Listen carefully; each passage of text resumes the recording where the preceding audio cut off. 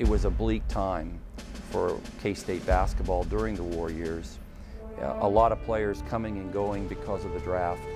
But when Gardner comes back in '46, Gardner during the war is a lieutenant in the V5 pre-flight training school, which was a school that trained pilots through the use of sports. And so Gardner was an athletic director for a while in Olathe at the Naval Air Training Center, and then in San Diego. So when Gardner comes back in '46 after the V5 program is abolished, he's still brimming with confidence. He's still the same guy that knows what it takes to win. And it's that second stint from '46 to '53 that launches K-State on a national stage.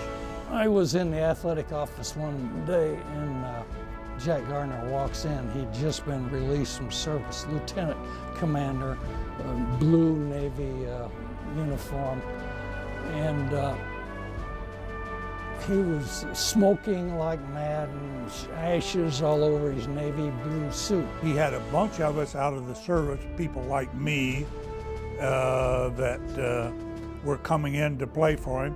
He ran a huge camp. I can't remember how many were in that camp, something like 60 or 70. Now that camp, he gleaned some more players, and so he had a nucleus of all veteran players, because most of us had played on some service team. In fact, I believe everyone except Rick Harmon had played on a service team. And so that formed a great nucleus. Gardner had a great collection of talent at that time. John Dean, Harold Howie, Branham, Crone, Langton, on and on and on. They were interchangeable players. David Weatherby. Weatherby is very interesting. He's from the Neodesha, and he was an all Big Six performer prior to Gardner. And he held the single game scoring mark at K-State with Frank Groves. You'd had a drought for so long, it seemed like, and then here we got fourth, and so so that really sparked the interest, I believe. We weren't that big, you know, we were one of the smaller teams, but we could outrun everybody and outlast everybody. And we had an extremely cohesive group that I give Jack Gardner complete credit for. How do you take all these veterans, put them together, and make a cohesive group out of it? He did that. My senior year, Tex Winter shows up. Jack Gardner hired him as an assistant coach. They both followed the same path. Tex Winter was a vaulter for USC. Jack Gardner, a vaulter USC. So Tex Winter was hired as assistant coach. Tex Winter was stronger in the X's and the O's. Of course, he's stronger than anybody in the X's and O's. That added a tremendous amount. Second. He wanted a Sam Berry disciple, and actually I'd sort of committed to take a job as track coach at Ventura Junior College. But Sam Berry called me into his office and talked me in. He said, "This is going to be a real opportunity for you." He flattered me by saying that I had a keen mind for basketball and I was going to be a good coach. Blew me up pretty good. Jack Gardner and Tex Winter by then were running the same offense that Tex Winter runs today in the pros, or did run in the pros. Same triangle offense. We did the same thing then. Jack wanted to center in, and he played the center on the ball side and formed the triangle, just as I do today. But he would interchange the top of the circle guard, the weak side guard. The other guard would be in the corner forming the triangle. And he would interchange the weak side top of the circle guard with a forward. And I said, well, you know, he's taking a little man in and bringing a big man out. And I didn't necessarily like that particular aspect of it. So I quit interchanging automatically and would interchange on occasions in situations. And so that's what finally started to become the sideline triangle offense. When you look at the history of K-State basketball, you begin with Jack Gardner. He came in here right before World War II broke out. And then when the war started, he left for several years to serve in the Navy, and then he came back.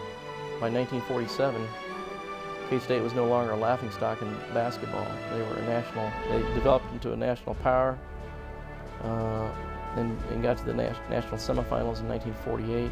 Gardner, by being in the V5 program and being an athletic director, he saw many of these young men in the service playing sports, particularly basketball, all over the country. So he had a heads up on who might be a good player to try to convince to come to K-State. He was one of the first great coaches, in the game. He built a program that competed with the two all-time great coaches, Paul Gellin and Hank Iba, at those two places. Gardner will have 25 games against Allen. He'll win 12. It's absolutely unheard of that K-State is challenging the legend, the kingfish of the Kaw, as he was called by one newspaper. It's unheard of that K-State is challenging KU like that. And with each and every victory, it just heats up more and more. And so, yeah, you from 47 to 53, you couldn't pick up a Kansas newspaper without them having some kind of a boxing match, verbal boxing match. Yeah, they went at it. What was it?